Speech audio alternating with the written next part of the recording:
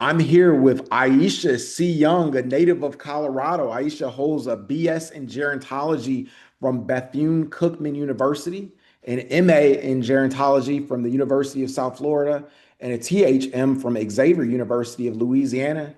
She is currently pursuing a Doctor of Ministry degree at Emory University, and she is the children's author of the new children's book, Ivory Wants to Be a Gerontologist. How are you doing today, Aisha? I'm very well. Thank you for having me. Of course. What inspired you to write Ivory Wants to Be a Gerontologist and focus on the career of gerontology for children? So a few things. One, during the pandemic when, the world was shut down and I guess just having extra time, quote unquote, um, I just thought about my legacy and what I wanted to say to the world if I had anything to say. It was one of those deep contemplative times for me. And the other thing was I wanted to really promote the field of gerontology because a lot of people don't know what it is.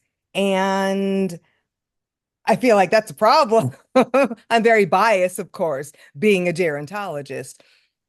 But what would it look like to let people know? Because to my knowledge, after about 25 years of being in the field, there aren't any books devoted to the career of gerontology. And the last thing I'll say is, when my daughter was younger, I would go to the library and ask, where's the Black book section? Now, I live in Colorado Springs, and so in the library district here, there is no Black children's book section, which I was like just devastated to find out. And one of the librarians pulled me aside and she was just like, if there's a book that you want to read that hasn't been written yet, you should write it. And I was so offended. I'm like, I'm a gerontologist. I'm not a children's book author. But it turns out that that is a quote by Toni Morrison, who's one of my esteemed sorority sisters. And after having some time, once again, being in that deep contemplative space, I decided to go ahead and write Ivory Wants to Be a Gerontologist. How did your personal journey and experience in gerontology influence the story of Ivory? Well, Ivory is me, fun fact. And so the name Ivory is a generational name in my family. So it was my great grandmother's name, my grandfather's name, and now my daughter bears that name. And so being able to one, give honor because that's what we do in the Black community. We say their names, we give honor to our ancestors. But that is actually how I decided to be a gerontologist. It is a autobiographical book. And so that's also why I thought it was important. I've been asked a couple of times, well, why is the name Ivory instead of Ebony? I said, well, there's nobody in my family named Ebony. But also the importance of having Black characters in Black children's books. I just think that is so empowering for young students. The book explores themes of intergenerational love and caregiving. Why do you think these are important for young readers today? Good question. So, one, I think intergenerational activity is important for everybody. There have been studies that have been done that show the benefits of intergeneration activity. There's so many things that adults gain from youth or older adults gain from youth, and that youth gain from older adults. And it is a relationship that stands the test of time. And so just to be able to present that in a positive light, because I think there's a lot of people who, because of ageism and other things, there's a lot of negativity around intergeneration activity. So to let people know, like, hey, it's cool. If you want to hang out with your grandparents or older people, it's cool. I was the weird kid in school, and look at me now. You know what I mean? So there is a place for all of us. How do you approach making complex topics like aging and elder care accessible and engaging for children's aged 6 to 12? Well, I think that I've tried to do that by writing this book. That's the only way I know how because I'm so Gero focused. I haven't taken the time to focus on children and what that looks like. But having a daughter has also given me an opportunity to explore and look at that perspective and see how it is. Unfortunately, my parents have passed now, and so she won't be able to experience the joys that I experienced up into my young adulthood. So hopefully she got something from the time that they were here. Oh, so sorry for your loss. Can you share a memorable moment you hope children take away from your book? Um, I feel it's all, I'm very biased, so I think it's all wonderful. Um, I think the important thing, because as I was publishing the book, I was going through the grieving process of losing my parents, and I just thinking about the ancestors are always with us. I think that that's important, not just for children, for anybody, because I understand that discussing death and dying issues is a complex topic for young people, and having them being able to understand what that looks like. And I know that that is a very sensitive, subjective topic for each family, and they handle that in, very subjective ways. But just to empower youngsters to know that the ancestors are always with us, and um, um, that particular phrase and paradigm may resonate with them as they get older, or as some more time pass, or they feel their guardian angels around them. Wow, that's beautiful. What role does your cultural background and community work, such as founding African Americans in gerontology, play in your writing? Oh, I love this question too. Um, it plays a role. One, I think it's important to promote the field of gerontology, especially for African Americans. To my knowledge, right off the top of my head, there are only two HBCUs that have gerontology programs. That would be Bethune-Cookman and Wayne State. And so even knowing that there are HBCUs that have gerontology programs, right? Because those are schools in our community that are for us, by us. Um, I think it's important we're in a interesting time in the current economy and with the current administration. And what I tell people, I say it jokingly, is if you want a recession-proof career, be a gerontologist. Some people appreciate that, some people don't, but it is the truth. We are in the midst of the baby boomer generation as our elders. You know what I'm saying? By the time that the last one is gone, will be like in 20, 30 years. That is a solid career to have. And so, um, in addition, going back to what I was going to say before, I think it's important for African Americans to know that there is this career field, but also to want to practice in it, because let's see, in Oprah Winfrey, she had this documentary, I think it's called A Color of Care. And there are statistics around Black people, when they are served by other Black people in the medical field, they fare better. And so that's a statistic that's not just in that documentary, it was highlighted there, but it's a theme that continues to come up. And so as we want our older adults to be served at their best, we can do that as a group of African American gerontologists. How do you hope your book impacts readers' views of the elderly and inspires empathy and caregiving?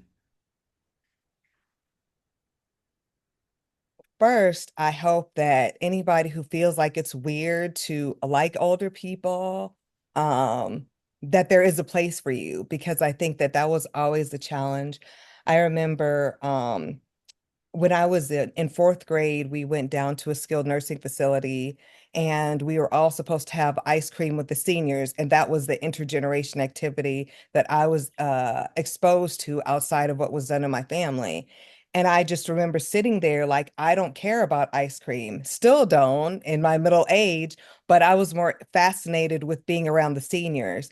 And I've always noticed that I gravitated towards seniors. And so I thought I was weird because it was extremely more ageist back when I was growing up, especially against older women. You know what I mean? And so just knowing that, oh, okay, I could be weird, but I could be actually very cool. And there is a place for me, and that God has made this my purpose. You know what I mean? So that's the other thing is if you feel something very deep inside and you're getting signs and you're getting that that divine presence telling you that this is what you should be doing. So I think there's two things there. But yeah, I just want people to know that there's a place for them. What challenges did you face in writing a children's book with educational and emotional depth, and how did you overcome them? Hmm. I think it was less challenging for me because I was telling my own story and it couldn't be argued with, it couldn't be compared with. And so, and I've shared this story before as I've done, been involved in my career, but I think that that was I don't know, maybe it's this. Because I can tell you my story, right? But to translate that into language that is simple and understandable, once again, with me being very gerocentric, how does it look to explain gerontology to a 7 or 8 year old who's not my daughter and sees what I do every day, right? And so that was especially why it was important to like have the glossary of terms. I know what an HBCU is, you know what an HBCU is, but explaining that to somebody who maybe hasn't had that exposure or may live in a place like I do that doesn't have any HBCUs around them, like, oh, like there are black schools, like, you know what I mean? There's places for me to be with like-minded people, and there are people who even whatever it is, like if it's veterinary sciences, like, oh, there's a whole HBCU that like specializes in veterinary sciences, and I can see people doing what I want to do who look like me. So yeah, it was probably that, just translating the message to make it more clear and succinct for somebody not of my age and understanding. Outside of writing, what other projects or causes are you passionate about that influence your storytelling? Well, right now, especially with being a candidate for Doctor of Ministry from Emory, um, the religious aspect is important. I think that that was also important to highlight in my book because not only am I a gerontologist, but I'm a Catholic womanist theologian. And so to have a Black nun, I was very surprised when one of my colleagues who I've known for like over 20 years had told me that he had never seen a Black nun. And I was like shocked, like, oh my goodness. I was like, okay, do you know of anybody besides Sister Mary Clarence, who is played by Whoopi Goldberg in Sister Act? But I'm like, why no Black nuns? And I see them all the time. And so even just that aspect, once again, if you're a Black Catholic in my particular geographic community, you might not see Black nuns. But if you're in New Orleans, they're everywhere. Like you know what I mean? Like it's very commonplace to have Black priests and Black nuns and be Black and Catholic, and it is a joyful experience and it's something to be celebrated. And so once again, if you feel weird now as a little kid, as a little kid, there is a place for you.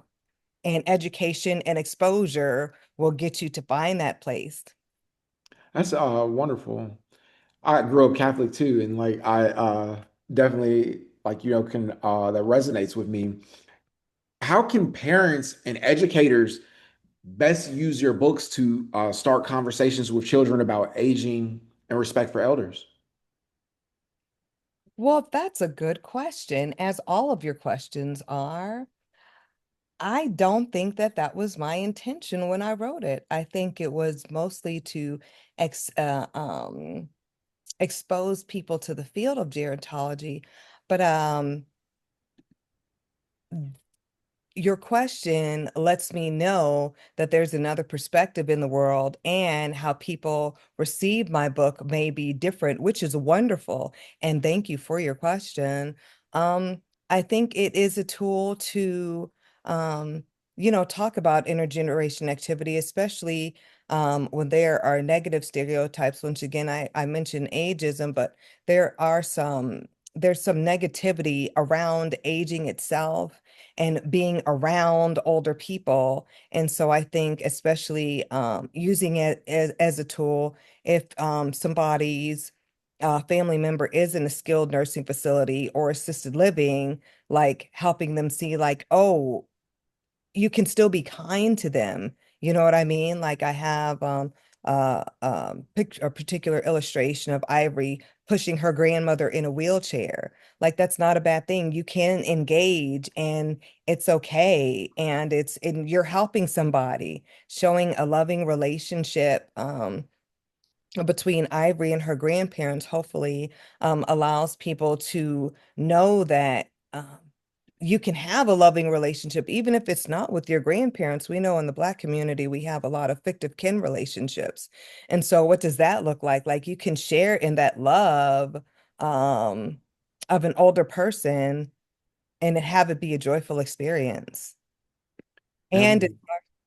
oh, I'm sorry, one more thing. And then as far as the empathy part, the particular image of Ivory laying in the bed with her grandfather, um, you know, once again, there's a lot of fear and talk about um, death and dying and talking about death and dying, excuse me. And I think having her lay in her bed, which I actually did, once again, totally biographical, but um, what does that look like? What does it look like as a child to really um, address death and dying in a positive way?